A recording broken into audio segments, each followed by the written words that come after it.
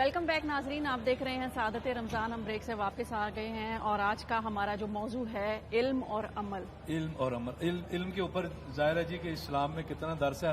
ہر مذہب میں علم بڑی اہمیت رکھتا ہے. سر میں آپ سے یہ پوچھنا چاہ رہا ہوں، ہمیں 70 سال ہو گئے ہیں ماشاءاللہ، ہم آزاد ہیں الحمدللہ، اور تا قیامت ہم آزاد رہیں گے انشاءاللہ تعالی. جس چیز کی اسلام نے زور دی ہے، پہلی وحی بھی یہی نازل ہوئی تھی کہ اقرا بسم پڑھ اللہ کے نام سے. تو ہم نے 70 سال میں اس کے اوپر فوکس کیوں نہیں کیا کہ اگر شاید ہم کرتے تو آج ہمارے یہ حالات نہ ہوتے. میں یہ نہیں کہہ رہا کہ آپ کی گورنمنٹ، بہت ساری گورنمنٹ 70 سالوں میں فوج بھی آئی ہے اور بہت ساری پارٹیز آئی ہیں. ہم نے اس کو فوکس کیوں نہیں کیا کہ یار اگر کاش ہم یہ کر لیتے تو آج ہماری یہ حالت نہ ہوتی. تو کیوں ہم اس سے اب گورنمنٹ کے اسکول میں کوئی اپنا بچہ کروانے کو تیار نہیں ہے. یہ حالات ہے. نہیں، آپ نے بالکل درست کہا جی کہ دنیا کے چند ہی مذاہب ایسے ہوں گے، میں سمجھتا ہوں شاید اسلام پہلا مذہب ہے جس میں اتنا زیادہ فوکس کیا گیا ہے اسلام تعلیم کے اوپر. جیسے علامہ فرما رہے تھے، میں ان کی بات سن رہا ہوں بڑے غور سے، کہ یہ تو ایک ایسا ہے کہ تقریباً فرض ہے. بالکل، اس کو فرض بتایا گیا ہمارے مذہب میں مرد اور عورت پر فرض ہے. جی، یہ جیسے بھی علامہ فرما رہے تھے. اور دوسری بات جنہوں نے بڑی اچھی رکھی دونوں حضرات نے، ہمارے عالم دین ہے مشہور، کہ اس علم کا بھی کوئی فائدہ نہیں ہے جو آپ نے سیکھ لیا اور دوسروں کو آپ نے بتایا نہیں، سکھایا نہیں یا سمجھایا نہیں. عمل نہیں کر رہے. اگر صرف اپنے تک رکھا یا عمل نہیں کیا تو وہ بیکار ہے علم. تو میں سمجھتا ہوں کہ علم کا جہاں تک تعلق ہے، تعلیم کا تعلق ہے، دیکھیں دو چیزیں آ جاتی ہیں، ایک تعلیم ہے اور ایک تربیت ہے. وہ تربیت دونوں چیزیں بہت زیادہ ضروری ہیں. جی تعلیم پر تو یقینی طور پر ہمیں زیادہ زور دینا چاہیے، لیکن اس میں مسئلہ ایک یہ ہے کہ ہماری جو ترجیحات ہیں اس میں ہمیں دوبارہ غور کرنا پڑے گا.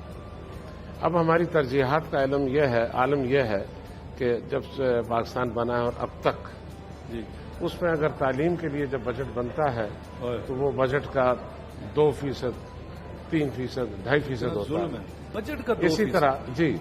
اسی طرح مگر مشکل ہے پرائرٹیز کی.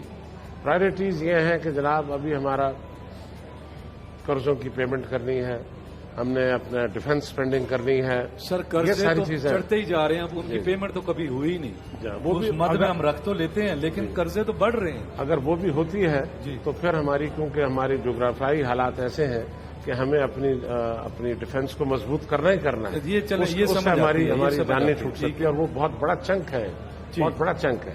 یہ پچھلے 10-15 سال سے زیادہ ہوا ہے. پہلے بھی یہ تو سمجھ آتی ہے، اس پہ بجٹ کی تو سمجھ آتی ہے. جی بالکل. میں سمجھتا ہوں کہ یہ بڑا ضروری بھی ہے اور اس پہ ہمیں کسی طرح کا کمپرومائز نہیں کرنا چاہیے.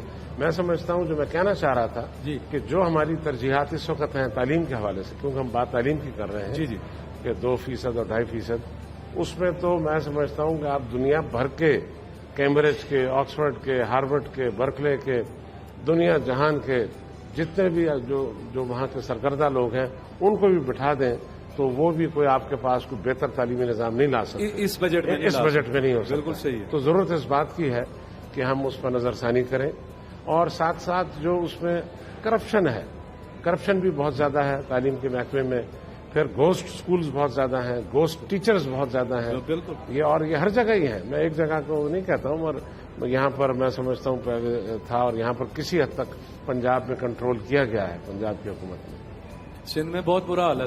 جی بہت زیادہ. وہاں تو خیر بہت ہی برا حال ہے، مگر یہ کیونکہ موقع نہیں ہے ایسی گفتگو کرنے کا. لیکن مجموعی طور پر میں سمجھتا ہوں کہ بہت ضروری ہے کہ یہ جو گھوسٹ سکولز ہیں، گھوسٹ ٹیچرز ہیں، اور یہ جو ہم نے ترجیحات کی میں نے جو بات کی ہے اس پر ہمیں نظر ثانی کرنے کی شدید ضرورت.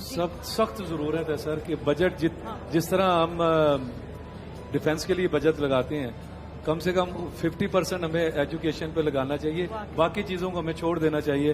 اور اگر ایسا ہو جائے تو میرا خیال ہے کہ ہمیں 8-10 سال لگیں گے، ہم بالکل دنیا کو آنکھوں میں آنکھیں ڈال کے بات کر سکتے ہیں. بالکل علینا سے بھی کرنا چاہ رہی تھی کیونکہ ان کی آبزرویشن بہت زیادہ ہے، کیونکہ آپ بہت سے لوگوں کا ظاہر ہے انٹرویو کرتی ہیں، تو آپ کیا اس بارے میں کہیں گی؟ صاحبہ آئی تھنک اب یہ ٹرینڈ جو ہے وہ تبدیل ہوتا ہوا بھی نظر آ رہا ہے. اب اگر خیبر پختونخوا کی ہم حکومت کی بات کریں, وہاں پہ پی ٹی آئی کی گورننس ہے اور پی ٹی آئی کے اپنے لوگ جو ہیں اب اپنے بچوں کو انرول کرا رہے ہیں گورنمنٹ اسکولز میں. تو ایک ٹرینڈ سیٹ کیا جا رہا ہے, عوام کو یہ بتایا جا رہا ہے کہ گورنمنٹ اسکولز کو بھی ہم اس طرح سے آگے اپ گریڈ کر رہے ہیں تاکہ اب ایک کوئی فرق نہیں ہونا چاہیے ہمارے سیگمنٹ میں, ڈفرینٹ کیٹیگریز نہیں کیٹیگرائز کرنا چاہیے ایگزیکٹلی کہ یہ غریب ہے, یہ ان کے لیے یہ اسکولز ہیں. پرائیویٹ اسکولز میں آپ اپنے حکمرانوں کو اگر دیکھیں, عام ایک عوام جو ہے وہ یہی بات سوچتی ہے کہ بھائی حکمران اپنے بچوں کو باہر سے ایجوکیشن دلواتے ہیں, ہم تو سوچ بھی نہیں سکتے اپنے بچوں کو باہر بھیجنے کا. آئی بلیو ایجوکیشن جو ہے نا وہ سب کچھ ہے. میرے خیال سے اگر بیٹیاں ہوں گی, آئی وڈ وانٹ کہ میں پہلے ان کو پڑھاؤں گی اور پھر ان کی شادی کروں گی. اور بیٹیوں کے لیے تو یہ بہت ضروری ہے, عورتوں کے لیے یہ بہت ضروری ہے. بڑی لکھی ماں ہوگی, فیملی چلانی ماں ہوگی تو وہ آپ کو نسل اچھی دے گی, قوم اچھی دے گی نا. بالکل, آپ بھی ماشاءاللہ موٹیویشنل اسپیکر ہیں, تو آپ کیا کہیں گی اس بارے میں؟ کہ میرا جو فوٹو ہے صاحبہ, میں خواتین سے انٹریکٹ زیادہ کرتی ہوں اور مجھے مختلف یونیورسٹیز میں ایز اے موٹیویشنل اسپیکر بلایا جاتا ہے. میں مختلف بلاگز میں لکھتی ہوں. میں سوشل میڈیا کو صرف سیلفیز کے لیے یوز نہیں کرتی ہوں. میرے آرٹیکلز جو ہیں وہ, کیونکہ سوشل میڈیا سب سے آسان ترین ایک جسے کہتے ہیں ذریعہ ہے, ایکسس ہے میسج تک جانے کا. تو میں رومن میں بھی اور انگریزی میں بھی آرٹیکلز لکھتی ہوں اور میرا کام ہوتا ہے کہ میں خواتین کو ایڈریس کرتی ہوں. کیونکہ وہی بات کیجیے, ایک اچھی پڑھی لکھی ماں ہوگی تو پڑھی لکھی نسل ہمیں ملے گی. تو میرا جو فوکس یہی ہوتا ہے, میں سمجھتی ہوں خواتین بڑی بلیسڈ ہیں جن کو ہسبینڈ یا فادر یا بھائی سپورٹ کرتے ہیں. ان دی اینڈ کوئی بھی کلاس ہو, ہمیں سپورٹ چاہیے ہوتی ہے. اور جو چیز جو ڈی موٹیویٹ کرتی ہے وہ بھی یہی فیکٹر ہوتا ہے. میرے پاس بہت سی خواتین آتی ہیں جو کہ بالکل اسکریچ سے کام کرنا شروع کرتی ہیں, لیکن بالکل پروجیکٹ تیار ہوتا ہے دے بیک آؤٹ, اور پھر گھر سے فون آتے ہیں کہ جی آپ ہماری بچی کو خراب کر رہی ہیں, انہوں نے ایگزیبیشن کرنی ہے. حالانکہ وہ کیا کام کرنا چاہتی ہے. میرے پاس ایسی خواتین جو کہ ہاتھ سے جوتوں پہ کام کرتی ہیں, وہ ٹرک آرٹ شوز کے اوپر لے کر آ رہی ہیں. اچھا. لیکن وہ اپنا نام نہیں بتانا چاہتی ہیں کیونکہ فیملی ایشوز ہیں. حالانکہ میرے خیال سے ہمارے گھر کے جو مرد حضرات ہیں قابل احترام ہیں, ان کو فخر کرنا چاہیے. جس طرح سے آپ, آئی فیل سو پراؤڈ کہ آپ اپنی مسز کے بارے فخر سے بتاتے ہیں کہ جی میرے ساتھ کام کر رہی ہے, میرے بچوں کی ماں ہے, ہمارے گھر کی عزت ہے. تو ایسی خواتین کو عزت بنا کے اپنی حدود بھی پتہ ہونی چاہیے. بالکل بالکل. لیکن سب سے بڑی بات یہ ٹرسٹ, اعتبار کرنا چاہیے. اچھا علامہ صاحب, علم ہمارا موضوع ہے, کیا کہیں گے خواتین کی پڑھائی کے لیے کہ اسلام میں بھی ہے کہ عورت بھی پڑھی لکھی ہونی چاہیے؟ اور ابھی بھی حالات ایسے ہیں, اب شہروں سے باہر چلے جائیں کہ بچیوں کا اب بڑی مشکل سے 5ویں تک کی شاید اجازت ملی ہے. بہت ساری جگہوں پہ 5ویں بھی ابھی بھی اسکول بھی نہیں جانے دیتا, لیکن کچھ علاقوں میں ہمیں پتہ چلا جی 5ویں تک اجازت ہے, کچھ کو جی میٹرک سے پہلے ہی, اور آگے نہیں پڑھنے دینا. شہروں میں تو کچھ بہتر ہو گئے ہیں. تو کب ہم لوگ اس طرح بچیوں کو تعلیم حاصل کرنے سے روکنا, یہ تو علم کا دروازہ بند کرنے کے مترادف ہے. کیونکہ یہ تو جہالت کی وجہ سے ہی کوئی ایسا سوچ سکتا ہے کہ بچیوں کو محروم کر دیا جائے اور صرف مرد پڑھتے رہیں. تو پھر کس طرح آئندہ آنے والی نسل ایک آپ دیکھ لیں, ایک پڑھا لکھا بندہ اور ایک 0 میٹر جس نے کچھ نہیں پڑھا, وہ دونوں اکٹھے زندگی کیسے گزاریں گے؟ کہ صرف بندے ہی پڑھتے رہے اور خاتون نے, بچی نے اسکول ہی نہیں دیکھا, اب اس کی آپ نے شادی کر دی, تو آپ وہ دونوں کا دماغ کیسے آپس میں ملائیں گے؟ وہ تو ایک فساد والی بات. ایک تو ان کی زندگی اپنی مشکل ہو جائے گی, اور دوسرا جو ان کی اولاد ہوگی تو ان پر 2 طرح کے اثرات ہوں گے. ایک تو باپ کے اثرات ہوں گے کہ وہ پڑھا لکھا ہے, وہ تعلیم دے گا ان کو, اور ماں جو ہے وہ اس کے پاس تعلیم نہیں ہے, تو نئی نسل ایک کنفیوز ہو جائے گی کہ ہم کدھر جائیں, کیا کریں ہم. بالکل صحیح. اور اگر ہم اس کی خواتین کے علم کے حوالے سے علم کی تاریخ دیکھیں تو سیدہ عائشہ صدیقہ رضی اللہ تعالیٰ عنہ وہ بہت بڑی فقیہ خاتون ہے, بہت بڑی عالمہ خاتون ہے, اور تقریباً آدھا دین جو ہے وہ ان کے ذریعے سے ہم تک پہنچا ہے. ام سلیم رضی اللہ تعالیٰ عنہ جو ہے یہ بھی فقیہ ان خواتین میں سے ہیں کہ جن سے بہت بڑا علم ہم تک پہنچا ہے. اور صاحب فتویٰ اور فقہا جو خواتین ہیں, بڑی بڑی فقیہ خواتین جو ہیں, اگر وہ نہ ہوتی تو علم کا بہت بڑا حصہ ہم تک نہ پہنچتا. تو دین تو کبھی خواتین کو پڑھنے سے نہیں روکتا ہے, بلکہ نبی اکرم صلی اللہ تعالی علیہ وسلم نے تو فرمایا ہے کہ طلب العلم فریضۃ علی کل مسلم, کہ ہر مسلمان پر, خواہ وہ مرد یا عورت ہے, علم حاصل کرنا فرض ہے. تو ہم کیسے یہ فیصلہ کر سکتے ہیں کہ علم تو مرد پڑھتے رہیں اور عورتیں علم نہ پڑھیں؟ اور میں یہاں تھوڑا سا اس کو بات کو ذرا آگے لے کے جانا چاہتا ہوں کہ علم جو ہے وہ علم کا ایک ظاہر ہے اور ایک علم کا ایک باطن ہے. علم کا ظاہر تو یہ ہے کہ جیسے ہم فقہ پڑھتے ہیں, کوئی ڈاکٹر بنتا ہے, کوئی عالم بنتا ہے, کوئی جیولوجی پڑھتا ہے، کوئی اسٹرانومی پڑھتا ہے، کوئی مختلف علوم پڑھتے ہیں. یہ علم کا ظاہر ہے، اور علم کا ایک باطن بھی ہے. ظاہر و باطن جب تک نہ ملے تب بھی کوئی کسی کا علم اسے فائدہ نہیں دے سکتا ہے. اچھا. اور علم کا جو باطن ہے، امام مالک رحمۃ اللہ علیہ ان دونوں کے بارے میں فرماتے ہیں کہ من تفقہ ولم یتصوف فقط تفسقہ، ومن تصوف ولم یتفقہ فقط تزندقہ، ومن جمع بینہما فقط تحققہ. کہ جس نے علم ظاہر کو پڑھا اور علم باطن کو نہ پڑھا تو وہ فاسق ہو جانے کا خطرہ ہے، اس کے فاسق ہو جانے کا خطرہ ہے. اور جس نے علم باطن یعنی تصوف کو پڑھا اور ظاہری علم کو نہ پڑھا تو اس کے زندگی کو جانے کا خطرہ ہے. اور جس نے دونوں کو جمع کر لیا وہی کامیاب ہوگا. جس نے دونوں کو، میں اس کی مثال یہ دینا چاہتا ہوں کہ جیسے کہ حدیث پاک میں آتا ہے کہ رسول اللہ علیہ وسلم کے پاس ایک دفعہ جبریل امین آئے ہیں انسانی لباس میں، اور انہوں نے مختلف سوالات کیے تھے. ہر سوال کا جواب آپ نے دیا تھا، مگر ایک سوال یہ بھی تھا کہ یا محمد اخبرنی عن الاحسان، کہ یا رسول اللہ صلی اللہ تعالی علیہ وسلم مجھے بتائیے کہ احسان کیا ہے. تو رسول اللہ علیہ السلام نے فرمایا کہ انت عبد اللہ کانک تراہ فإن لم تکن تراہ فإنہ یراک، کہ احسان یہ ہے کہ تو اللہ کی عبادت اس طرح کر جیسے کہ تو اللہ کو دیکھ رہا ہے، اور اگر تو اللہ کو نہیں دیکھ رہا تو یقیناً اللہ تجھے دیکھ رہا ہے.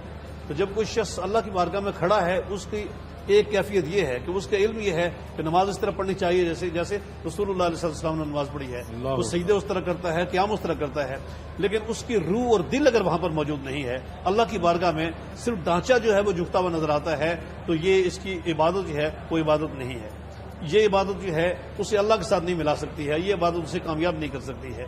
تو علم کا ظاہر اور باطن جو ہے یہ دونوں یکساں ہونے چاہیے، تب جا کر نتیجہ خیزی ہوتی ہے، ورنہ نہیں ہوتی. جی علامہ بشارت عوامی صاحب، خواتین کے علم کے بارے میں آپ کیا کہیں گے؟ اسلام وہ دین ہے کہ جس نے اس میں کوئی فرق پیدا نہیں کیا.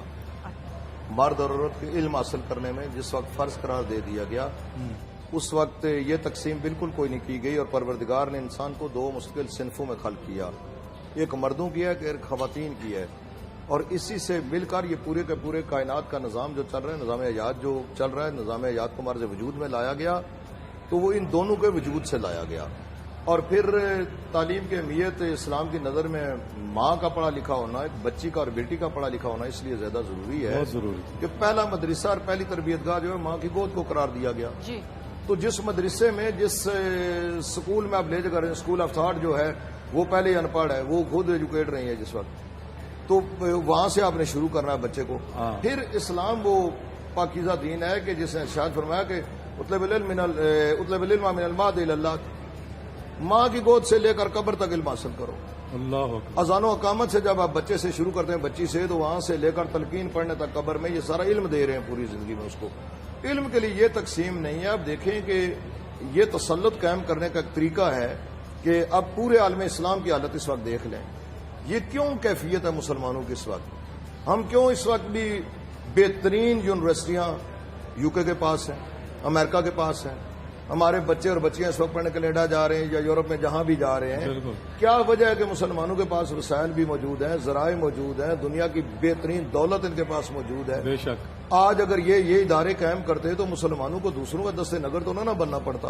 اور آج یہ اس میں سب سے بڑی جو رکاوٹ ہے، اس میں جہاں بہت سارے طبقات ہیں، اس میں ایک وہ طبقہ بھی ہے جو بظاہر ایک لبادہ اوڑھ لیتا ہے کہ شاید میں ہی جانتا ہوں، دوسرا کوئی نہیں جانتا، شاید میں ہی اہل علم میں سے باقی نہیں ہے. یہ بات اس سے نکلنا چاہیے.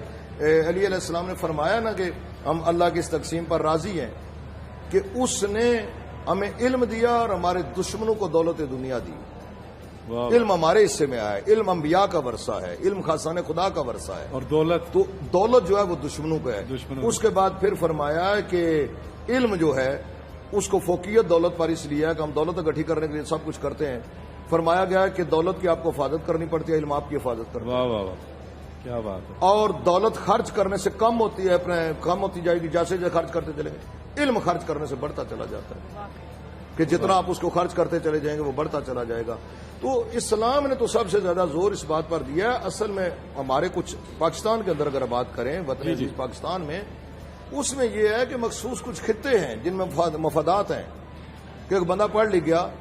بالکل صحیح ہے. ہمارے کے بہت اچھے دوست سینیٹر وہ بعد میں شہید بھی ہو گئے تھے، میرے پاس ہی ٹھہرتے رہے. میں جب باہر پڑھتا تھا تو اس وقت انہوں نے کہا جی ہمارے علاقے کے بڑے بڑے وہ جو مشیران ہیں اس علاقے کے, جی جی, کہا کہ میں اس وقت 10 لاکھ قبیلے کا جو ہے وہ سردار تھا. وہ شخصیت دنیا سے اب چلی گئی اور بڑا ظلم کے ساتھ ان کو مارا گیا تھا. اچھا, انہوں نے کہا کہ میں نے ارادہ کیا کہ وہاں پر میں نے گرانٹ بھی لے لی. وہ ضیاء الحق کی کابینہ میں سیر و سیاحت کے منسٹر بھی رہے, 12 رکنی جو اس وقت کابینہ تھی. تو کہا کہ میں نے جس وقت گرانٹ لے لی تو میں نے کہا اس جگہ پر, تو وہ سارے مشیران میرے پاس آ. کہا کیا کرنا چاہتے ہیں؟ میں نے کہا یہاں پر ایک سکول قائم کرنا چاہتا ہوں, ہائی سطح پر ہوگا. کہا کہ آپ سکول قائم کرنا چاہتے ہیں, لوگوں کو بیدار کریں گے اور کل اپنا دشمن بنا لیں گے. اگر آپ اس طرح کریں گے تو کل آپ کو اسلام آباد کوئی نہیں جانے دے گا.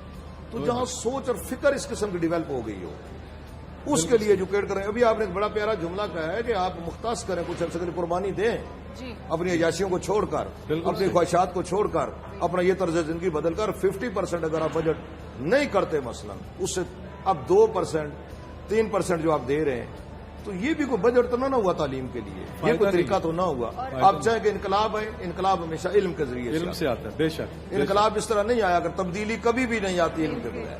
علم سے. بہت خوبصورت بات کی علامہ صاحب نے. اس کے ساتھ ہم لیتے ہیں بریک سے واپس آ کر مزید ہیں سعادت رمضان. ہم بریک سے واپس آ گئے ہیں اور بات ہو رہی تھی علم کی اور عمل کی. اچھا, آج کل صرف یہ علم جو ہے وہ دولت کے حصول کے لیے ہی حاصل کیا, وہ ایک کانسیپٹ بن چکا ہے کہ جی کمانے کے لیے کمانا ہے. جی میں نے ڈاکٹر بننا ہے, میں نے انجینئر بننا ہے, میں نے وکیل بننا ہے, اور میں نے نوٹ کمانا ہے. تو شاید یہی وجہ ہے کہ خواتین کو نہیں اتنا زیادہ پیچھے رکھتے ہیں. تو کیا کہیں جی علامہ صاحب؟ دیکھیں, علم کو ذریعہ معاش سمجھنا اور علم اس لیے حاصل کرنا کہ وہ صرف دولت کمائیں گے, تو یہ تو کوئی مقصد نہ ہوا. اور یہ مقصد نہیں ہے, یہ کوئی مقصد نہیں ہے. یہ تو محض یہاں تک کہ انسان محدود رہتا ہے کہ وہ جو مال کماتا ہے اور دنیا میں اسے استعمال کرتا ہے. لیکن علم تو کسی انسان کو آگے لے جاتا ہے, کسی قوم کو آگے لے جاتا ہے. قوموں کی ترقی ہمیشہ علم کی وجہ سے ہوتی ہے, اور علم کی وجہ سے ہی قومیں پیچھے بھی جاتی ہیں. جو قومیں علم نہیں سیکھتی ہیں, اندھیرے میں رہ جاتی ہیں, وہ ہمیشہ پوری دنیا میں سب سے پیچھے ہوتی ہیں. بے شک, اور ہم ہیں بالکل. اس وقت ہماری صورت حال بھی یہی ہے. تو علم حاصل کرنا کا مقصد یہ ہونا چاہیے کہ انسان کو اس دنیا سے حقائق سے آگاہ ہونا چاہیے. جب ہم قرآن مجید کو دیکھتے ہیں کہ تقریباً 1000 آیت ہمارے سامنے ایسی ہے کہ جو پورے علم کے لیے, جو پورے 1000 آیت ہے کم سے کم علم کے لیے, قرآن مجید جو علم کے لیے ہے, جو کائنات کے مطالعے کے لیے ہے کہ کائنات کا مطالعہ کریں. اور اسی طرح سے 150 سے زائد آیات عبادات کے بارے میں ہیں. یعنی عبادات کے بارے میں کم آیات ہیں, کم احکام, اور معاملات کے بارے میں اور پوری دنیا کا مطالعہ کرنے کے بارے میں زیادہ آیات اور احکام موجود ہیں.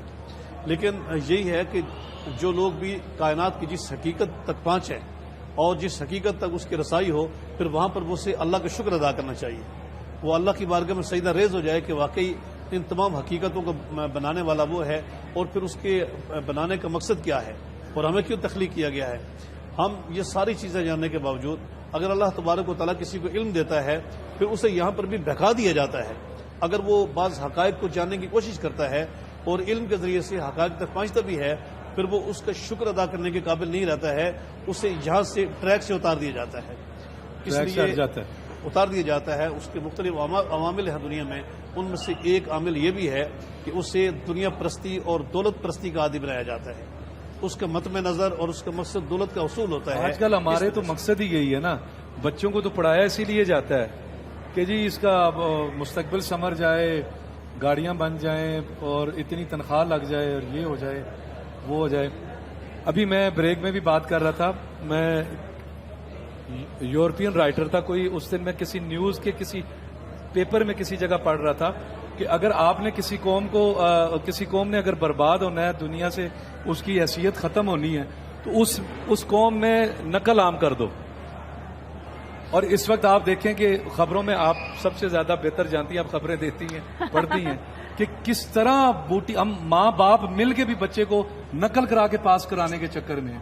اور آگے اس نے یہ بتایا جی کہ نقل کر کے اس کی وجہ کیا, کیسے برباد ہوگی, نقل سے کیسے برباد ہو سکتی ہے. ایسے برباد ہوگی, نقل کر کے ایک بندہ ڈاکٹر بنے گا, جب آپریشن کرے گا اسے پتہ ہی نہیں ہوگا, وہ تو نقل کر کے آیا ہے, پراپر علم تو اس نے لیا نہیں, وہ بندہ مار دے گا. انجینئر ایک بنے گا, اس نے پراپر ایجوکیشن نہیں لی, نقل کر کے وہ ڈگری لے لی ہے, وہ برج بنائے گا, وہ برج بڑی جلدی ٹوٹے گا, گرے گا, لوگ مر جائیں گے. اور دنیا وہ ملک ختم ہو جائے گا. اور ہم لوگ جو ہیں وہ اس وقت بوٹی مافیا اور یہ ابھی سندھ میں جو نقل ابھی ہم نے پیچھے خبروں میں پڑھا ہے, مطلب سمجھ نہیں آتی ہم لوگ کیا کر رہے ہیں علم کے آپ وہ ساتھ. دیکھیں, کہتے ہیں نا کہ the fish rots from the head. ہمارے جو سیاستدان ہیں وہ جعلی ڈگریوں کا آپ کی نظروں سے گزرا ہوگا. وہ معاشرہ جس میں جعلی ڈگریوں کا ٹرینڈ ہو, انہوں نے قانون کیسے بنانے ہیں, قانون پہ کیسے عمل کرانا ہے کہ ان کی تو ڈگری نکلی ہے. بالکل بالکل بالکل آپ صحیح کہہ رہے ہیں. یہاں پہ اچھا وہ ایٹماسفیئر کریٹ کرنا ہے. آپ کی پرائیورٹیز کی بات کی کہ ترجیحات وہ ہونی چاہیے جس میں آپ اپنی سوسائٹی کو ایجوکیٹ کریں, آگے لے کے بڑھیں. ہمارے سوسائٹی میں انفارچونیٹلی دیکھا جاتا ہے صرف سڑکوں پہ بنانے پہ زور ہے, اور پھر یہ کہا جاتا ہے کہ جب سڑکیں اچھی بنی ہوں گی تو بچہ اسکول کی طرف جائے گا. سکول ہی نہیں ہوگا تو بچہ وہاں جا کے کھیتوں میں بیٹھے گا. ملٹیپل ڈگری ہولڈرز ہمارے ملک میں واپس آ جائے گا. ملٹیپل ڈگری ہولڈرز ہمارے ملک میں جابلیس پھر رہے ہیں. جابز ہی نہیں ہے ہمارے یہاں پہ معاشرے میں نوجوانوں کے لیے. میں بات کاٹ رہی ہوں, جو گو اسکولز معلوم ہوئے ہیں سندھ میں, پنجاب میں, جو گو اسکولز ہیں جو کہ صرف کاغذی حد تک ہیں, اور ان میں بھینسیں بنی ہوئی ہیں, وہاں پہ وہاں کے جو جاگیردار انہوں نے قبضہ کیا. اور ویسے ہی جب آپ کا لٹریسی ریٹ بڑھے گا تو کرائم ریٹ خود ہی آپ کا ایبسولوٹلی ہوگا. جی جی جی, جاہل اور پڑھے لکھے آدمی میں ظاہر ہے کہ جرم ہوتا ہے, کیا کہیں گے؟ ظاہر ہے جی, جس وقت ایک بندہ پڑھا لکھا ہے تو وہ مطلب ایک قدم اٹھانے سے پہلے 100 مرتبہ سوچتا ہے. پڑھا لکھا بندہ ایک جاہل ہے, اس کو پتہ ہی نہیں ہے. ان جو روشنی ہے نا, اب بڑی یعنی ایک عجیب کیفیت ہے کہ میں نے ان دنوں میں مسلسل 4-6 چیزیں کچھ عرض کرنے کی کوشش کی ہے. ان دنوں میں علی علیہ السلام جس وقت ضربت لگی اور اس کے بعد آخری وصیت جو امام کر رہے ہیں, تو آخری وصیتوں میں بہت ساری, ایک چیز جو آخری وصیت ہے امام فرما رہے ہیں کہ دیکھو کہ تم قرآن پر عمل کرنے میں اور علم حاصل کرنے میں کہیں پیچھے نہ رہ جانا, اور لوگ کہیں تم سے آگے نہ نکل جائیں. اور وہاں پر جو جملہ استعمال ہوا ہے ایکوریٹ اس کا ترجمہ یہی بنتا ہے کہ کہیں غیر تم سے آگے نہ نکل جائیں. تو اب آپ دیکھ لیں کہ اب جس روشنی میں ہم بیٹھے ہوئے, مثلا ایڈیسن نے جس وقت وہ بلب ایجاد کیا تو کہتے ہیں کہ 20-20 گھنٹے تک لگاتار وہ بندہ جاگا ہے. مطلب لیا تو انہوں نے یہاں سے ہی ہے نا سارا کچھ. صحیح ہے, 20-20 گھنٹے جاگ کے پتہ نہیں کتنی مرتبہ اس کو بجلی کے جھٹکے لگے ہیں, کتنی مرتبہ وہ بندہ زخمی ہوا ہے, لیکن اس نے ہمت نہیں آ رہی ہے. اب ہم جس زمانے میں پڑھتے تھے, آپ سارے ماشاءاللہ اسی معاشرے میں, تو ایک کم از کم 2 چیزیں. ایک, جب جیل سے نکلے تو سامنے لکھا ہوتا تھا کہ جس جرم کی وجہ سے آپ اب آئے تھے اندر تو تائب ہو کر جا رہے ہیں. اچھا, وہ آخری وہ پتہ نہیں جیل سے نکلتے ہوئے سامنے لکھا ہوتا تھا وہ بڑے اب آپ توبہ کر کے جا رہے ہیں کہ نہیں جا رہے, پتہ نہیں. اب اس بیچارے کو ویسے ہی ڈال دیا گیا ہماری طرح کا, تو اس طرح کو توبہ کیا گیا. اس پہ بحث کریں گے. دوسرا ایک اور اسکولوں میں ہوتا تھا کہ بادب با مراد, بے ادب بے مراد. ہماری ہر کلاس روم کے باہر ایک جملہ لکھا ہوتا ہے, بادب با مراد, بے ادب ہے تو بے مراد ہے. اب یہ اسلام کی وہ بنیادی تعلیم ہے جس پر ہم نے عمل پر. اسلام میں جو تعلیم ہے, رسالت مآب صلی اللہ علیہ وسلم ارشاد فرماتے ہیں بھائی اب کے علم جو ہے وہ 3 ہیں. ایک آیات محکمات کا علم, آیت محکم کا علم, دوسرا فرض عادلہ کا علم, اور تیسرا سنت کا علم. اس میں پھر یہ ساری دنیا جان کے علوم آ جاتے ہیں. اس میں پھر جس وقت انسان ان پر آئے گا پھر وہ اپنے مفاد کے لیے کام نہیں کرے گا. اب وہ ڈاکٹر بنے گا تو اسے پتا ہوگا کہ میں مسیحا ہوں, میں نے انسانیت کا علاج کرنا ہے. ایک بے گناہ قتل جو ہو جائے گا, ایک بے گناہ انسان کا مارا جانا پوری انسانیت کا قتل ہے. وہ تنہا پیسے نہیں دیکھے گا, وہ دیکھے گا میرے ہاتھ سے چلا جائے گا بندہ تو میں پوری انسانیت کا قاتل ہوں. وہ ہمارے یہاں ہی کہتے ہیں کہ چائنا کا وفد آیا تھا تو بلڈنگ ٹپک رہی تھی, تو انہوں نے دیکھا یہ کیا ہوا, کہا یہ بارش ہوئی ہے دراصل اس طرح. انہوں نے کہا کہ ہمارے وہاں بھی کبھی بارشیں ہوتی تھیں تو ہم نے 4-6 انجینئر لٹکا دیے, تو اس کے بعد پھر کوئی نہیں ٹپکی, پھر نہیں ہوئی ٹپکی, نئی بلڈنگ. تو اب آپ دیکھیں کہ ہمارے یہاں جس وقت سسٹم جو ہم فرض کریں جی, ایک تو وہ ہے کہ جو پڑھ نہیں رہا, اسکول نہیں ہے, اس کو بھیجا نہیں جا رہا. ابھی ہمارے یہاں بھی ایک ہمارا سیکورٹی والی ہمارے بھائی بیٹھا ہوا ہے میرے ساتھ, وہ کہہ رہے ہیں جی ہمارا اسکول اتنا زیادہ دور ہے کہ میرا بچہ 6 سال کا ہوگا. میں نے اس کو ہاتھ جوڑے کل پرسوں بھی, میں چکوال سے آ رہا تھا, میں نے ہاتھ جوڑے, میں نے کہا جس طرح ہو سکتا ہے پلیز آپ اپنے بچوں کو اسکول بھیجیں, ہم جو کچھ کر سکے یہاں لے آئیں آپ ہمیں ان کو بچوں کو. اب مسئلہ یہ ہے کہ ایک تو وہ ہے کہ وہ پڑھا نہیں پا رہا, مسائل ہیں اس کے. ایک وہ جو پڑھا رہا ہے اس میں ہم نے کون سا سسٹم دیا ہے. اگر ہم انہیں اسکولوں کو, ہم انہیں کالجز کو, ہم انہیں یونیورسٹیوں کو ٹھیک کر لیں تو جو نسل پڑھ رہی ہے اس وقت ہماری, وہ بھی تو قسمت سنوار سکتی ہے. جی رضا کیا آپ ایک بات کہنا چاہوں گی کہ میں نے پڑھایا بھی ہے, ہمارے بچوں کی تربیت میں استاد کا بہت اہم کردار ہوتا ہے. جی جی میں جو کچھ ابھی ہوں تھوڑا بہت جو میں نے سیکھا ہے وہ 2 ٹیچرز کی وجہ سے ہوں.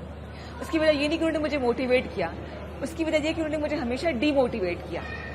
2 ایسی میموریز ہوتی ہیں ہمیشہ ساتھ رہتی ہیں نا آپ کی, اچھی یادیں ہوتی ہیں, بری یادیں ہوتی ہیں. ویسے وہ لوگ جو یا تو اچھے لفظوں میں آپ یاد کریں گے ہمیشہ آپ کے ذہن میں رہیں گے, یا جو بڑے نیگیٹو ہوں گے رہیں گے. تو جو سوشل میڈیا پہ آپ نے ویڈیوز دیکھی ہوں گی, استاد کس طرح بچوں کو مارتے ہیں, جو فزیکل ابیوز کرتے ہیں, جو مینٹل ابیوز کرتے ہیں. میرے ساتھ ایسا ہو چکا ہے. میرے ٹیچر تھے ایسے جو ہی یوز ٹو ٹانٹ کہ میرا میتھس بہت خراب تھا, اور ابھی تک میں میتھس نہیں کر سکی کیونکہ میرے ذہن میں ابیوز ایک وہ ہے. ہاں, ویلکم ٹو دا کلب. تو ایک درخواست میری تمام لوگوں سے ہے جو پڑھا رہے ہیں کہ بچے دیکھیں, ماں باپ کے بعد روحانی استاد سب کچھ ہوتا ہے نا, تو ان کو آپ کی ذمہ داری ہے کہ نہ صرف کتابوں کی حد تک نہ رکھیں, بلکہ اپنے ایکشن کے ذریعے ان کو اس طرف راغب کریں, کیونکہ آگے چل کے انہوں نے وہی چیز لے کے جانی ہے. ایبسلیٹلی. ایک میں بات ضرور ایڈ کرنا چاہوں گی آپ کی اجازت سے. گزشتہ سال وزیر اعظم اسلام آباد میں ایک اسکول کا وزٹ کر رہے تھے وزیر اعظم نواز شریف صاحب, اور جہاں پہ علامہ صاحب نے بھی ذکر کیا کوالٹی ایجوکیشن پہ ہمیں فوکس بھی کرنا چاہیے, نہ صرف اسکول کی بڑی بلڈنگ بنانے سے آپ یہ نہیں انشور کر سکتے کہ آپ کوالٹی ایجوکیشن دے رہے ہیں. تو وزیر اعظم نے وہاں ایک انوگریشن اور بڑا اہتمام و تقریب کا اہتمام کیا گیا تھا. وزیر اعظم نے وہاں پر ایک بچے سے پوچھا کہ بیٹا اب اسکول کیسا لگتا ہے, کہ پہلے کیسا تھا اب کیسا لگتا ہے. بچہ کہتا ہے بے ساختہ, پہلے بھی ایسا ہی تھا اب بھی ایسا ہی ہے.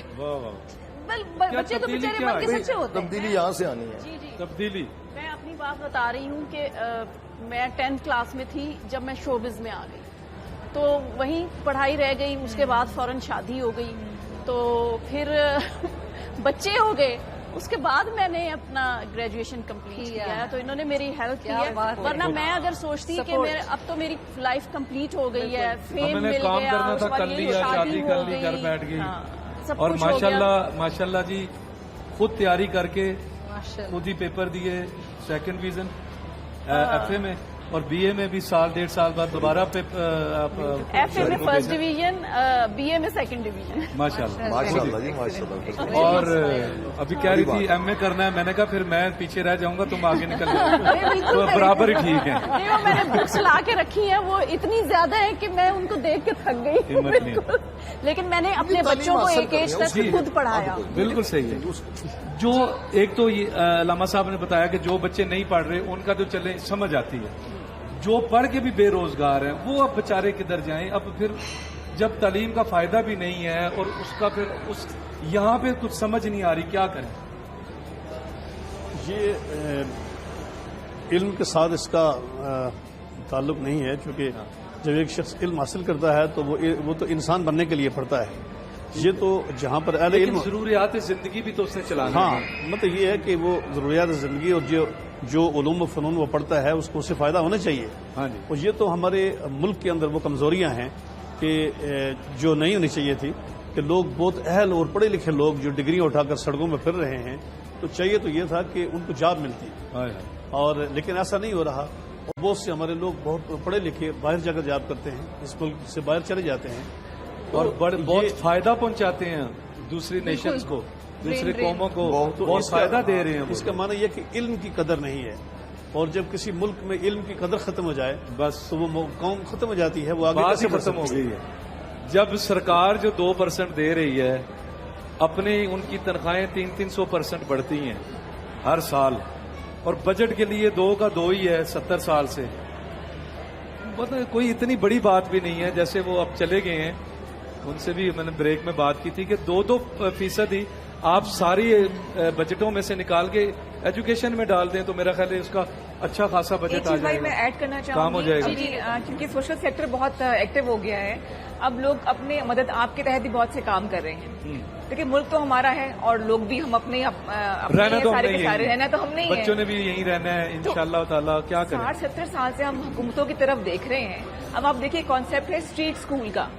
گلیوں میں ایسی خواتین میری سہیلیاں ہیں, ایسے مرد حضرات جن کو میں جانتی ہوں, جو کہ اسٹریٹ میں جو کام کرتے ہیں بچے, ان کو پیمنٹ کر کے کہ آپ دن میں 100 روپے کماتے ہو, بیٹا آپ 100 روپے لے لو اور آپ 1 گھنٹہ بیٹھ کے پڑھو. یہ لوگ بھی ہیں جو انسٹیٹ کے دیکھ رہے ہیں گورنمنٹ کا کام. چیریٹی کی ہم نے کئی دفعہ کی ہے. ایسے وہی جو آپ استاد والی بات کر رہی تھی کہ ان بچوں پہ اتنی سختی ہوتی ہے کہ وہ بھاگ جاتے ہیں اسکول سے. میں نہیں پڑھ سکی میتھس, true. हाँ, बिल्कुल सही, तो बिल्कुल वो सही. फिर जब भागे होते हैं तो फिर हाँ. ऐसे काफी बच्चे हैं और वो जो उनको निशान तालीम है ना, वो देना stars चाह कभी रहे नहीं होते जाते हैं वालिदैन। बिल्कुल बिल्कुल जी, जी, जी। बिल्कुल सही कह रही हैं आप. इस तरह जी कि जी जी तब्दीली लाई जा सकती है, इरादा ठीक होना चाहिए, नीयत ठीक होना चाहिए, खुलूस होना चाहिए, और उसके लिए खुलूस क्या है, मतलब मन मारना पड़ता है. इस्लाम जिस चीज पर बार बार होता है, अपने नफ्स को मारना पड़ता है, अपनी जात को गुम करना पड़ता है. उसमें आप देखें ना जी, आपके जितने इस वक्त प्राइवेट स्कूल जितने भी हैं, गली वाले से लेकर बड़े बड़े माशाअल्लाह इदारे, वो किस तरह चल रहे हैं. वो भी तो फीसें चल ही ले रहे हैं, ये एक अलग बहस है. हाँ. वो तो तालीम दे रहे हैं, उनके पास बेहतरीन किस्म के टीचर्स मौजूद हैं, बेहतरीन किस्म का एक सेटअप उनके पास मौजूद है. अगर इसी मुआशरे में मगर मेरा बेटा एक उसमें पढ़ता हो, दूसरा गवर्नमेंट स्कूल में पढ़ता हो, तो ये क्या वजह है कि वहां ये हो सकता है, यहाँ नहीं हो सकता. यही तो मसला इसका है. मतलब बहुत सारे वो मामलात होते हैं कि जो एडमिनिस्ट्रेशन जो है, अगर एडमिनिस्ट्रेटर अच्छा हो, वो निगरानी करे और उसके लिए फिर वो वाकई ये दर्दसर बना करके मैंने कौम की हालत को बदलना है, तो मसला कोई नहीं है.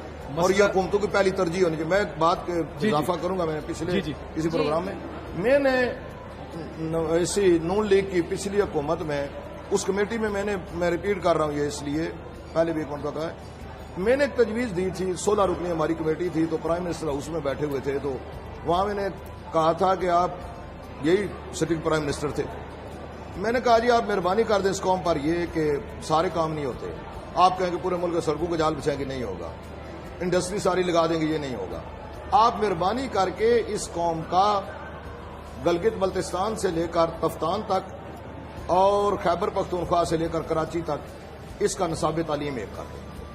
हाय हाय, पिछली दफा जी बिल्कुल करेंगे, ये होगा. अब आप देखें ना, एक बच्चा कुछ पढ़ रहा है, दूसरा किसी स्कूल में कुछ पढ़ रहा है, तीसरा कुछ पढ़ रहा है. नहीं, वो क्यों करेंगे? अगर वो ये करेंगे तो हमारे बच्चे उनके बच्चों के बराबर आ जाएंगे. वो नहीं चाहते कि हमारे बच्चे उनके बच्चों के बराबर आए, क्योंकि वो जाके अमेरिका कनाडा में पढ़ के आते हैं. वो एलिट क्लास में वो तैयार वो तो अपने बच्चों को तैयार करवाते हैं हमारे बच्चों पे हुक्मरानी करने के लिए, और नस्ल दर नस्ल हो रही है. जिनके बच्चे बाहर पढ़ते हैं. और ये जब तक हमारे ऊपर हुकूमत करते रहेंगे, वो कभी भी निसाब तालीम और एजुकेशन को आगे नहीं आने देंगे. अदल से कभी नहीं काम आने लेना है जी, अदल से देखें. अदल से वो फिर अली अलैहिस्सलाम का जो अपना फरमान दोहराने से ताल्लुक रखता है कि हुकूमत जो है वो जुल्म से कायम नहीं रह सकती. आदल हो तो कुफर से कायम रह सकती है, कुफर से कायम रह सकती है, जुल्म से कायम नहीं रह सकती. कुफर से कायम रह सकती है. जुल्म एक तरह का नहीं है कि आप आवाम पे ये जुल्म कर रहे हैं. जुल्म ये भी है कि एजुकेशन हक है बच्चे का, आप उसको नहीं दे रहे, ये जुल्म है. साफ पानी पीना हर शहरी का हक है, नहीं दे रहे, ये जुल्म है. सेहत हर बच्चे का हक है, हर बंदे का हक है, इस मुल्क में बसने वाले को नहीं दे रहे, ये जुल्म है उसके साथ. ठीक है, और इल्म मजेत है ये जी चीज़. बिल्कुल. ये और सारे हक इल्म हैं. जो है वो अमल के बगैर बेकार है. इसमें क्या कहना एक मिनट में इसी बात को करूंगा. हक है ना, पानी नहीं मिल रहा, एजुकेशन नहीं मिल रही, बिजली नहीं मिल रही, मेडिकल नहीं मिल रहा, प्रॉपर, ये हमारा हक है, नहीं है. वो टैक्स क्यों ले लेते हैं फिर हमसे? जब हक मिलता है तो बंदा टैक्स देता है ना. इन्हीं चीजों का टैक्स वहां पे दिए जाते हैं कि जब आपको ये चीजें मुयस्सर हो. ये चीजें मुयस्सर नहीं है, और टैक्स इतने ज्यादा हैं कि हमें समझ नहीं आती.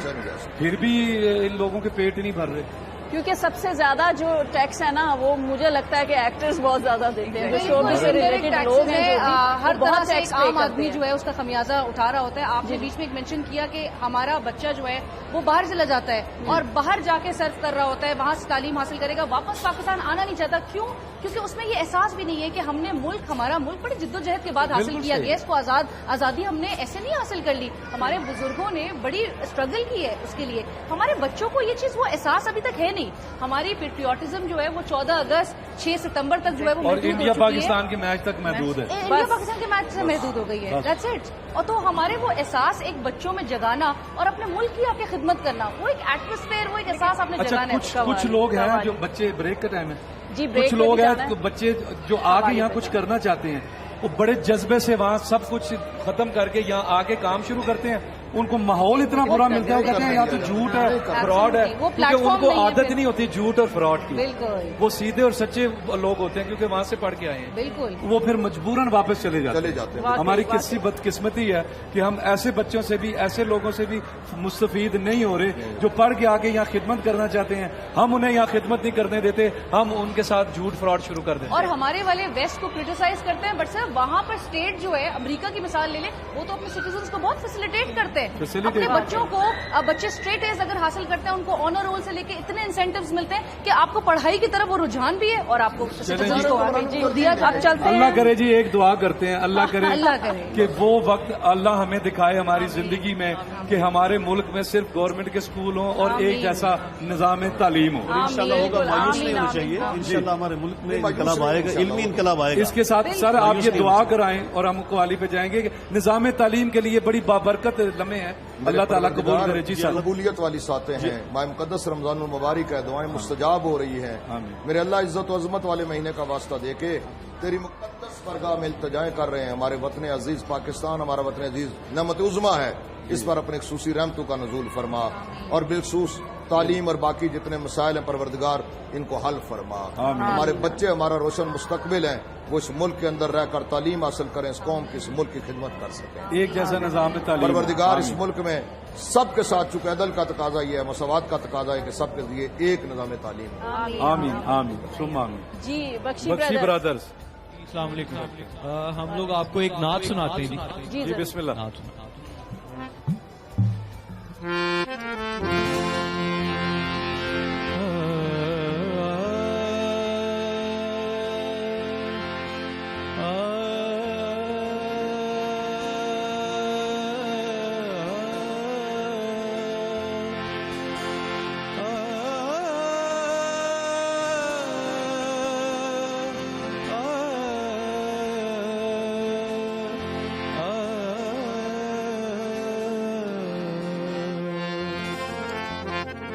मदीने के वाली मदीने बुला लो, ये पैगाम ले जा सबा जाते जाते। मदीने के वाली मदीने बुला लो, ये पैगाम ले जा सबा जाते जाते। हाँ पैगाम लाना मेरी हाज़री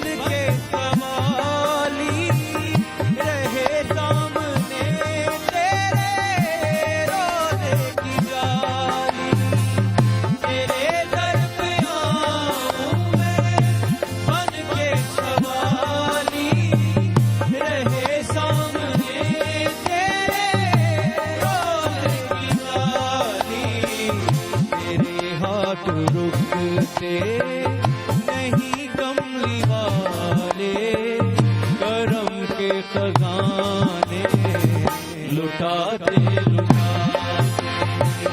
मेरे हाथों से नहीं कमली वाले करम के खजाने लुटाते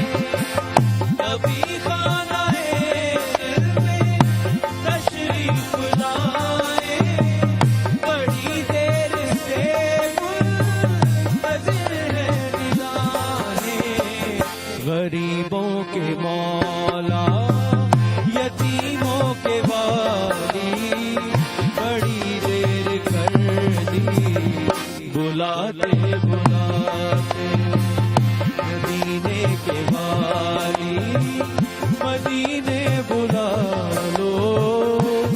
नाज़रीन, आप देख रहे हैं सादत रमज़ान और हम यहाँ शाज़िर किचन में मौजूद हैं और वोंगटोंग तैयार हो गए हैं।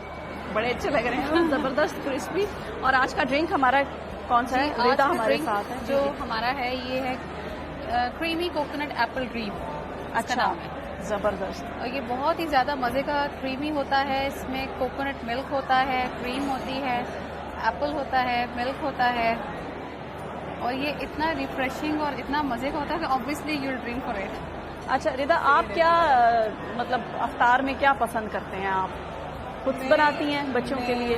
कोशिश करती खुद से बनाऊं, अच्छा, होती जरूर पकौड़े बहुत बुरे बनाती हूँ। अच्छा, लेकिन ये कि बाकी चीजें बहुत अच्छी बना लेती हूँ। पर कोशिश मेरी होती है कि सारा दिन के भूखे होते हैं, खाया पिया नहीं होता, तो मैं हेल्दी चीजें दूं, जैसे कि फ्रेश फ्रूट्स ज्यादा दूं और तली हुई चीजें जरा कम। अच्छा जी, लेकिन हम तो यहाँ सब कुछ खा रहे हैं और हमें लेकिन डेली अवॉइड भी तो नहीं कर सकते ना, क्या करें, गुजारा भी नहीं है इनके बगैर। और फिर जो इस्लामाबाद का मौसम है, कभी बारिश ऐसे हो जाती है और बड़ा मतलब प्लेजेंट हो जाता है, तो फिर इस तरह की चीजें जो फ्राइड और फिर अफ्तार के टाइम पे तो बहुत ज्यादा दिल चाहता है। हाँ जी बिल्कुल। अच्छा ये उठा लें, अब हम चलते हैं उधर अपने दस्तरखान पे। जी ये ले आए माइक साहब।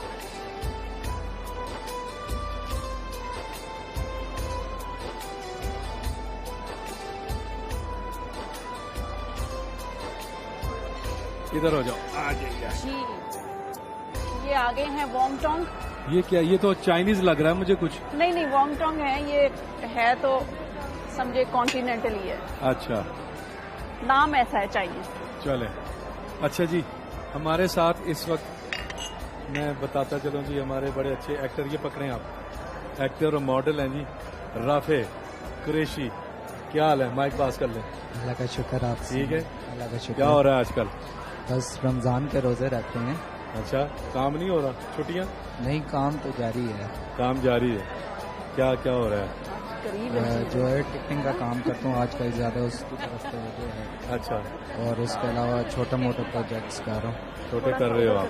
नहीं, बड़े भी प्रोजेक्ट करोगे। बच्चों को उधर और सब खैरियत है? अल्लाह का शुक्र है। चलो माशाल्लाह। आपके वाले साहब उम्रे पे गए हुए हैं? जी जी, हर साल जाते हैं जी इनके वाले साहब माशाल्लाह, और मेरे बड़े अच्छे दोस्त भी हैं, और ये हमारा भतीजा ही हुआ एक तरह से माशाल्लाह। चलो अच्छा जी, आपका क्या नाम है? हाँ, हुरिया। कहाँ से आई हो?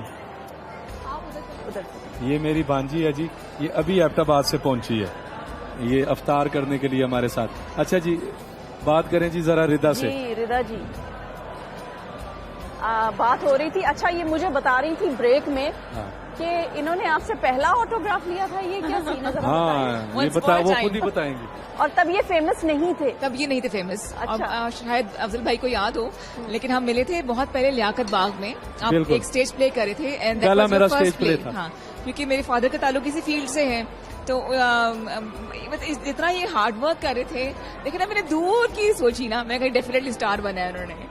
लेकिन आपका जो ऑटोग्राफ है वो तो इनके लिए इतना लकी रहा کہ پھر اس کے بعد تو لاکھوں سے بھی زیادہ شاید آٹوگراف بھی مجھے دے نہیں رہے تھے. میں نے کہا صرف پلیز آپ دے دیجیے, کیا پتا آپ کے لیے لکی ہو. I still remember the words, اور آئی وش کہ میں وہ ساتھ لے آتی, ابھی تک ہے میرے پاس. نہیں دیکھیں کب کون سی بات ایسے واقعی لکی ہو جائے. ہاں ہاں, اس پہ بلیو کرنا چاہیے. ایک واقعہ جی آفی نے بھی بتانا ہے. جی آفی. ردا جی ہمارے ساتھ اسلام آباد میں کافی کام کرتی ہیں, ہم بھی ان کے ساتھ. تو ہمارا پہلا قوالی کا پروگرام انہوں نے آرگنائز کیا, جس میں غلطی سے انہوں نے اناؤنس کیا کہ جی کوک اسٹوڈیو کے آرٹسٹ ہیں یہ. ابھی ہم نے کوک اسٹوڈیو نہیں کیا تھا, اور اسی ایئر ہم لوگوں نے پھر کوک اسٹوڈیو بھی کر لیا. یہ ہوتا ہے, یہ لفظ آ جاتے ہیں منہ میں, لفظ اللہ ڈال دیتا ہے. میرے شہوار کے بارے میں کہہ دیں. ہاں جی, یہ ہمارا بچہ ہے, یہ بات ہوئی ہے, کہہ دیں. اس کے بارے میں بھی کچھ کہہ دیں, رافع کے بارے میں بھی کچھ کہیں. یہ اس میں جی ہاں جی.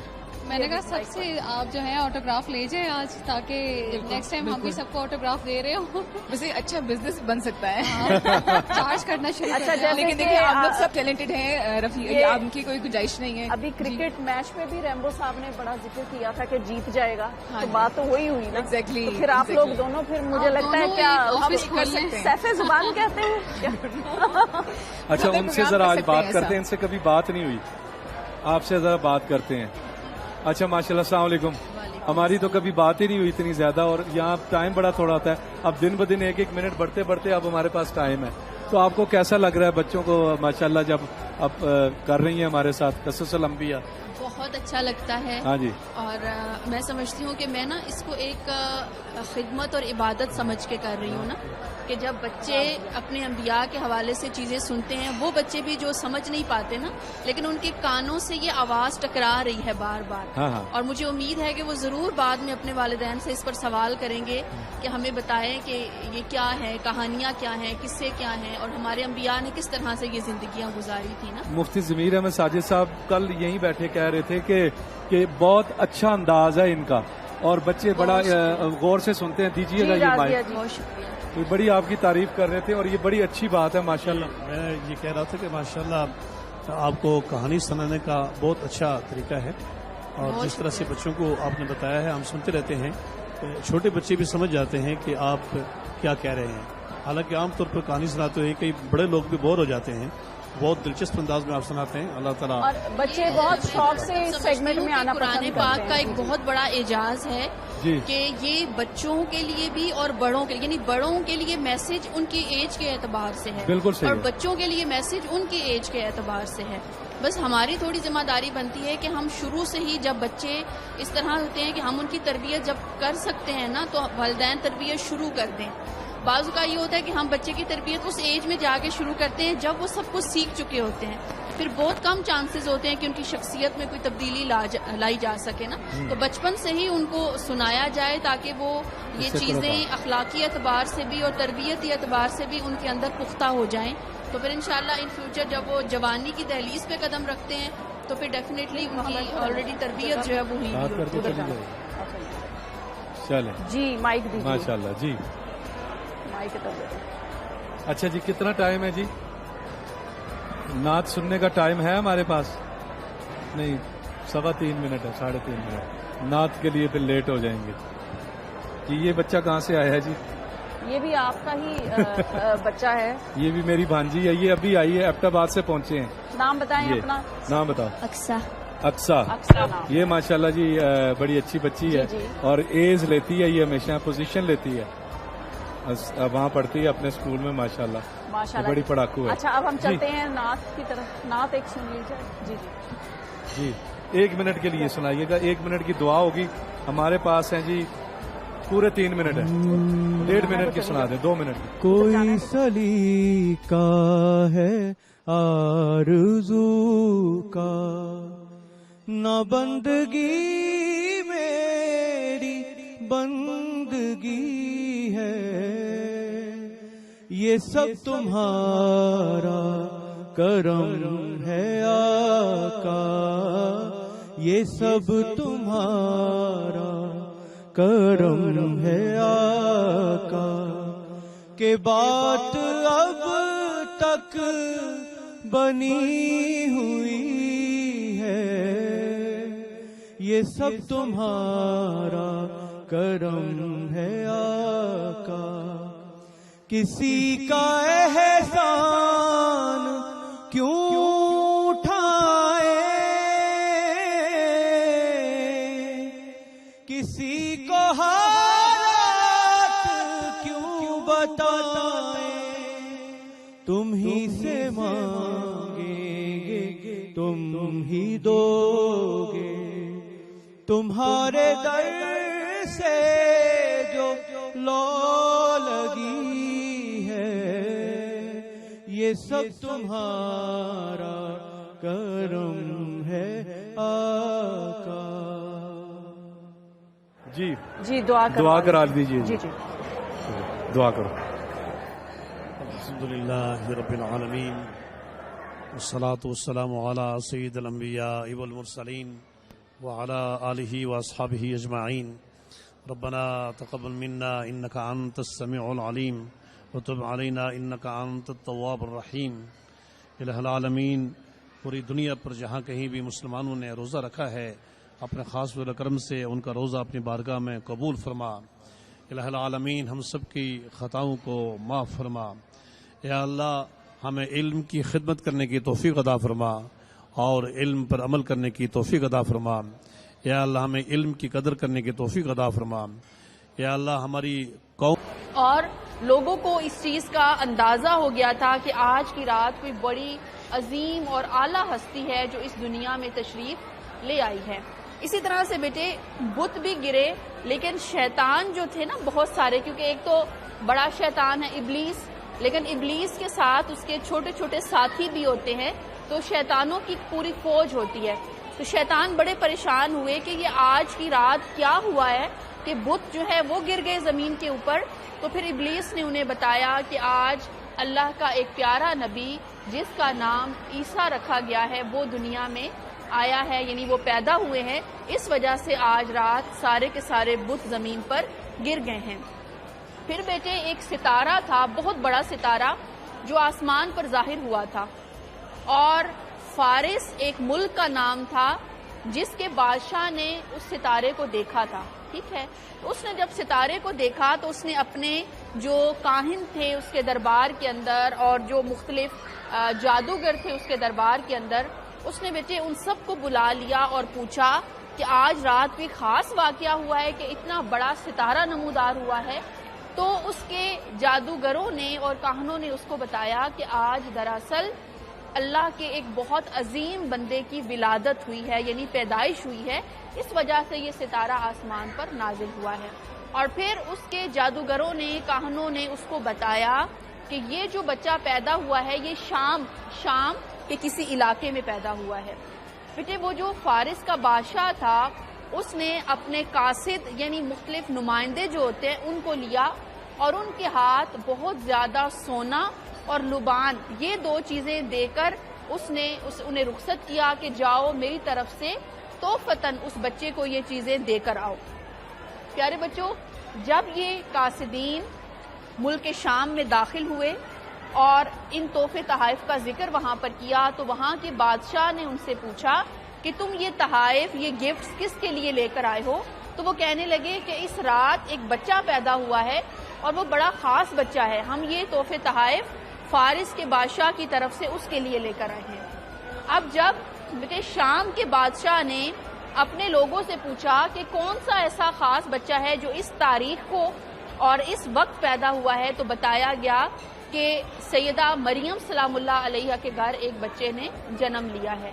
اور یہ وہی وقت تھا، وہی دن تھا جو کہ مصر سے آنے والا قافلہ اور فارس سے آنے والا جو قافلہ تھا انہوں نے بتایا تھا، جو ٹائم وغیرہ نا.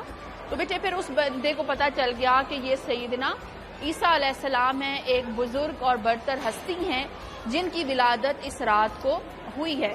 لیکن ساتھ ہی ساتھ بیٹے اس بادشاہ کے دل میں ایک خوف بھی پیدا ہو گیا کہ ایسا نہ ہو کہ کل یہ بچہ بڑا ہو اور میری بادشاہت ختم ہو جائے.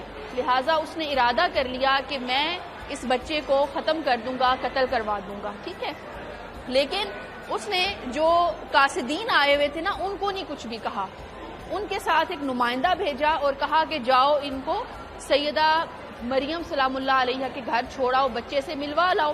اب بچے جب وہ سارے آدمی تحائف لے کر, گفٹس لے کر سیدہ مریم سلام اللہ علیہ کے گھر گئے, تو جہاں پر انہوں نے سیدنا عیسیٰ علیہ السلام کی زیارت کی, اس کے ساتھ ساتھ تحائف بھی دیے, اور جب وہاں سے واپس آنے لگے نا, تو انہوں نے چپکے سے سیدہ مریم سلام اللہ علیہ کو کہہ دیا کہ یہ جو مصر کا بادشاہ ہے یہ اپنے قاصدین اور اپنے نمائندگان کے ذریعے آپ کے بچے کو قتل کروانے والا ہے, لہٰذا آپ اپنے بچے کی حفاظت کا انتظام خود کر لیں. اس کے بعد پیارے بچوں, سیدہ مریم سلام اللہ علیہ نے اپنے بیٹے کو یعنی سیدنا عیسیٰ علیہ السلام کو اپنی گود میں اٹھایا اور مصر سے شام سے بہت دور ایک شہر تھا وہاں پر چلی گئیں اور ہجرت کر لی, یعنی اپنے علاقے کو چھوڑ کر کسی دوسرے علاقے میں آباد ہو گئیں, اور تقریباً 12 سال تک وہ شام سے دور کسی دوسرے علاقے میں مقیم رہیں. اب سیدنا عیسیٰ علیہ السلام کے بیٹے وہ شخصیت ہے کہ جنہوں نے بچپن سے ہی جن سے معجزات رونما ہونا شروع ہو گئے تھے. معجزہ کس کو کہتے ہیں؟ ایک ایسا کام جو کسی عام انسان سے نہیں ہو سکتا, ٹھیک ہے, اور وہ کام صرف اور صرف اللہ رب العزت یا اللہ رب العزت کی دی ہوئی خاص توفیق سے, خاص بندوں سے ہی ہوتا ہے. جیسے کہ سیدنا عیسیٰ علیہ السلام بیٹے ابھی چھوٹے سے بچے تھے, ابھی 1.5 ماہ کے بھی نہیں ہوئے تھے, اس سے بھی چھوٹے تھے, تو انہوں نے اپنے جھولے کے اندر باتیں کرنا شروع کر دی تھی. اب آپ دیکھیں عام بچہ جو 45 ڈیز کا ہو, 40 ڈیز کا ہو یا وہ باتیں تو نہیں کرتا, لیکن یہ ایک معجزہ تھا کہ سیدنا عیسیٰ علیہ السلام اتنی چھوٹی سی عمر میں انہوں نے باتیں کرنا شروع کر دی تھی.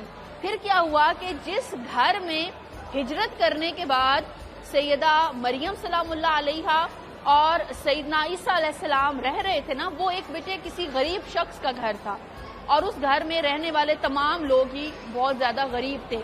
ایک دفعہ کیا ہوا کہ ان کے مال میں سے کچھ مال چوری ہو گیا. اب سمجھ نہیں آ رہی تھی کہ یہ جو مال ہے یہ کس نے چرایا ہوگا, ٹھیک ہے, سب ایک دوسرے کو شک کی نظر سے دیکھ رہے ہیں. مریم سلام اللہ علیہ بھی تھوڑی پریشان ہو رہی ہیں کہ کہیں الزام ہمارے اوپر نہ آ جائے.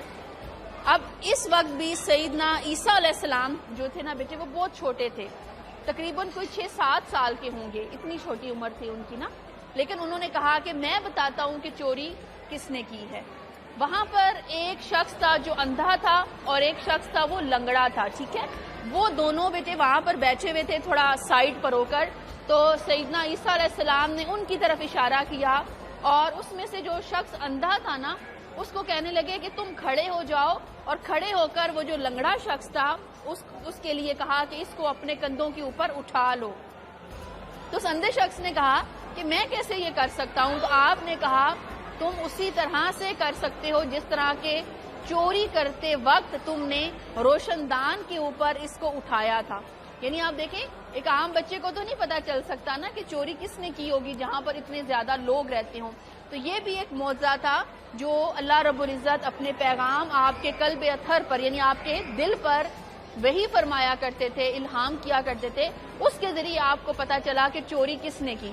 جب آپ نے چور کا بتایا اور چور نے بھی مان لیا کہ ہاں میں نے ہی چوری کی ہے, تو سب لوگوں نے آپ کی بہت واہ کی, تعریف کی, اور ماننے لگ گئے کہ واقعی اس چھوٹے سے بچے میں کوئی بہت بڑی شخصیت پوشیدہ ہے. پھر اسی طرح پیارے بچوں ایک مرتبہ آپ کی والدہ نے آپ کو جب آپ 7 سال کے ہوئے تو آپ کو ایک مدرسے میں بھیج دیا, اور آپ کے استاد آپ کو تعلیم دیا کرتے تھے, آپ کو تعلیم دیا کرتے تھے. ایک مرتبہ آپ کے استاد نے آپ سے پوچھا اور آپ کو کچھ سکھایا کہ ابو جاد کا لفظ, ابو جاد, آپ نے اس کو سیکھا, لیکن آپ نے سوال اپنے استاد سے یہ کیا کہ یہ ابو جاد ہوتا کیا ہے. استاد نے کہا کہ مجھے تو علم نہیں ہے کہ یہ کیا ہوتا ہے. تو آپ فرمانے لگے کہ اگر آپ کو علم نہیں ہے کہ ابو جاد کیا ہوتا ہے تو پھر آپ کیسے استاد ہیں جو آپ مجھے پڑھا رہے ہیں. آپ نے ان کو کہا, اپنے معلم کو کہا کہ آپ ادھر آئیں, میں آپ کی کرسی پر بیٹھوں گا. آپ اپنے استاد کی کرسی پر بیٹھے اور پھر اپنے استاد سے کہا اب آپ جو چاہیں مجھ سے پوچھیں, میں آپ کو جواب دوں گا, ٹھیک ہے. تو پھر آپ کے استاد نے آپ سے پوچھا یہ ابو جاد کیا ہوتا ہے. تو تو سیدنا عیسیٰ علیہ السلام نے بیٹے اس کی ساری تشریح جو تھی وہ کی کہ الف سے اللہ ہوتا ہے اور با سے جو ہے وہ بھی اللہ رب العزت کی قدرت کی طرف اس میں اشارہ جو ہے وہ کیا گیا ہے. تو وہ آپ کے استاد بڑے حیران ہوئے کہ اتنا چھوٹا سا بچہ کہ آج تک کوئی ابو جاد کا مطلب جو ہے وہ نہیں بتا سکا لیکن اس نے بتایا. تو یہ بھی آپ کا ایک معجزہ تھا کہ آپ کے استاد جو آپ کو پڑھاتے تھے وہ آپ ان سے بھی پہلے پڑھنا شروع ہو جاتے تھے, یعنی ان سے پڑھے بغیر آپ کو پتا ہوتا تھا کہ یہ سارا کیا ہے اور کس طرح سے اس کو پڑھنا ہے. اسی طرح پیارے بچوں, جب آپ بہت چھوٹے تھے نا تو اپنے ہم عمر بچوں کے ساتھ دوستوں کے ساتھ گلی میں نکل کر کھیلا کرتے تھے اور آپ بچوں سے کہتے آج کوئی میں تمہیں بتا نہ دوں کہ تمہاری والدہ نے تمہارے گھر میں تمہارے لیے کیا پکایا ہے, تو بچے کہتے ہیں ہاں بتائیں ہمارے لیے کیا پکایا ہے. تو وہ جو بتاتے نا ان کو, جب بچہ گھر جاتا تو ماں پوچھتی بیٹا آج میں نے آپ کی کوئی فیوریٹ ڈش بنائی ہے, تو وہ پوچھتی کہ کیا بنایا ہے ماما, تو مائیں کہتی نا اچھا آپ بتائیں میں نے آپ کے لیے کیا بنایا ہے. تو وہ پھر آگے سے بچے کہتے کہ آپ نے یہ بنایا ہے ہمارے لیے. تو وہ والدہ پوچھتی آپ کو کیسے پتا چلا, تو وہ کہتے کہ ہمیں عیسیٰ ابن مریم نے بتایا ہے اس لیے ہمیں پتا ہے کہ آج آپ نے ہمارے لیے کیا بنایا ہے.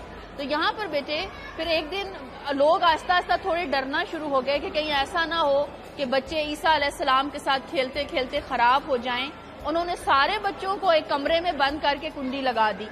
آپ اپنے گھر سے باہر نکلے کہ میں بچوں کے ساتھ جا کر کھیلتا ہوں. جب گھر سے نکلے بچے نظر نہ آئے اور ایک کمرے میں شور سنائی دیا تو پیارے بچوں آپ نے پوچھا کہ یہ شور کیسا ہے, تو لوگوں نے کہا کہ کمرے میں جو ہے وہ بندر اور خنزیر موجود ہیں.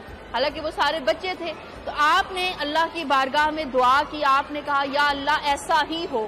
اور بیٹے جو ہی آپ نے کہا یا اللہ ایسا ہی ہو تو وہ سارے کے سارے بچے جو اس کمرے میں موجود تھے وہ سارے بندر بن گئے اور ان کی شکلیں اور ان کے جسم جو ہے وہاں پر تبدیل ہو گئے. تو یہ ایک بہت بڑا نبی کا معجزہ ہوتا ہے کہ جب اس کی زبان سے کوئی دعا نکل جاتی ہے یا کوئی بد دعا نکل جاتی ہے تو وہ اللہ رب العزت کی بارگاہ میں بیٹے پھر خالی نہیں لوٹتی, اس کو اللہ تعالیٰ قبول فرما لیتے ہیں. اب جب یہ سارے معجزات یہودیوں تک پہنچے تو بیٹے وہ آپ کے دشمن ہو گئے اور دشمنی میں پھر انہوں نے آپ کو قتل کرنا چاہا. تو آپ کی والدہ آپ کو 12 سال کی عمر میں لے کر واپس جو ہے وہ شام میں تشریف لے آئیں اور اپنی زندگی وہاں پر گزارنا شروع کر دی. بہت شکریہ جی, آپ نے بہت خوبصورت قصہ سنایا. جی کوئی بچہ نعت سنانا چاہ رہا ہے, کون کون کیا سنائیں گے آپ؟ اللہ کے نام. اللہ کے نام سنائیں جی. آ جائیں آگے آ جائیں. نام بتائیں اپنا پہلے دونوں. نائمہ اقصی. هو اللہ الذی لا الہ الا هو الرحمن الرحیم الملك القدوس السلام المهيمن العزيز الجبار المتكبر الخالق البارئ المصور الغفار القهار الرزاق الفتاح العليم القابض الخاسد الرافع المعيذ المعزز السميع البصير الحكم العدل اللطيف الخبير العليم العزيز الغفور الشكور العلي الكبير حافظ المقيت الحسيب الجليل الكريم الوكيل العفيف المعيد المجيد الباعث. بہت شکریہ جی, پیارے پیارے بچوں نے. اب باقی نعت آپ لوگوں سے کل سنیں گے جی. بریک میں جاتے ہیں اور 11 بجے دوبارہ آپ سے پھر ملاقات ہوگی کچھ انعامات اور پبلک چٹ چیٹ کے ساتھ. ملتے ہیں 11 بجے. دیکھتے رہیے سعادت رمضان.